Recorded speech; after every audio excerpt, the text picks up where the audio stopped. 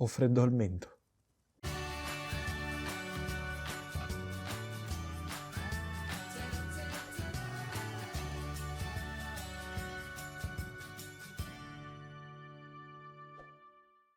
Buongiorno, io sono Vez e bentornati in questa nuova puntata di Economia Pop. Oggi parliamo di un argomento che alla maggior parte delle persone è sconosciuto, il franchising. Ne siamo però circondati, ad esempio McDonald's è un franchising. Quindi, visto che è una pratica così ampiamente diffusa, è anche utile sapere che cos'è. Un franchising di per sé è un contratto sottoscritto da due imprenditori, uno è franchisor e uno è franchisee. Queste pronunce francesi non saranno per niente semplici da fare. Questi due imprenditori si impegnano a collaborare sotto il punto di vista della produzione e o della distribuzione di beni. Nella maggior parte dei casi i contratti di franchising sono relativi alla distribuzione.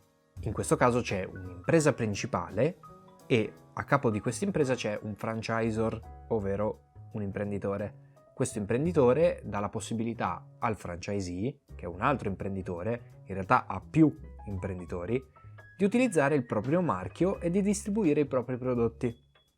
Ed è esattamente quello che fa McDonald's, come abbiamo detto all'inizio. Tutti i fast food McDonald's che vedete in giro per l'Italia e per il mondo sono derivanti da un contratto di franchising.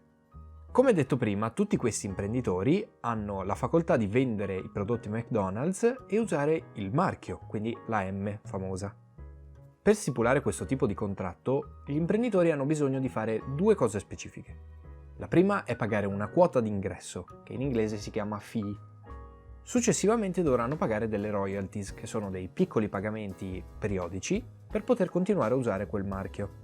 Vi potete benissimo rendere conto da soli che McDonald's è un franchising perché in ogni negozio in cui andate il prezzo delle patatine, ad esempio, sarà diverso.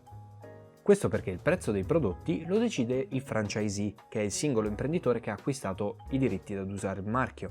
Quindi il McDonald's di Modena avrà prezzi diversi dal McDonald's di Parigi o quello di Berlino. O anche nella stessa Modena cambiano i prezzi, ve l'assicuro. Questa si può dire che sia stata una delle fortune di McDonald's, aprire tanti franchising, ce ne sono più di 30.000 in tutto il mondo.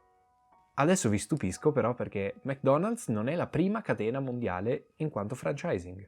Questo primato ce l'ha Subway, una catena di negozi che produce sandwich e che ancora non è molto diffusa in Italia, ma ha 44.000 negozi in tutto il mondo.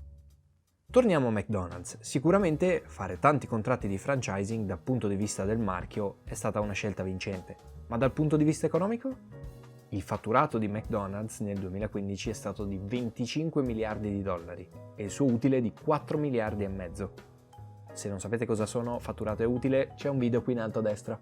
Ma la cosa sicuramente più interessante di questa serie di negozi è che ha dato da lavorare a più di 400.000 persone, quasi 500.000 di lavoratori. Per farvi ben capire quant'è la portata di questo numero, è 1/6 della nostra disoccupazione, e la nostra disoccupazione è molto alta. E tutto ciò è stato possibile perché nel 1940 in California, a San Bernardino, i fratelli McDonald's hanno deciso di creare questo progetto dopo aver lavorato a un chiosco per gli hot dog.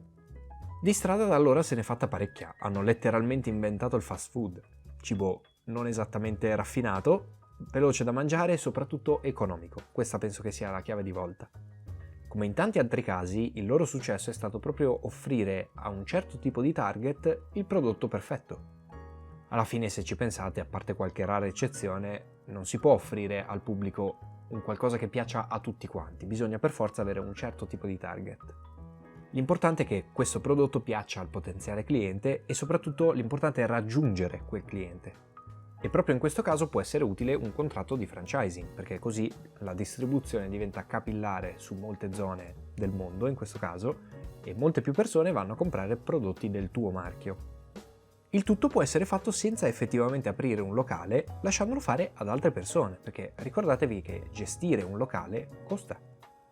E questa era l'utilità del franchising, un concetto che non molti sanno. Se il video vi è piaciuto, vi invito a mettere come sempre like, commentare, condividere, iscrivervi e attivare la campanellina. E come al solito, tra poco arriveranno dei riquadri con altri miei bellissimi video, quindi andate a guardarli.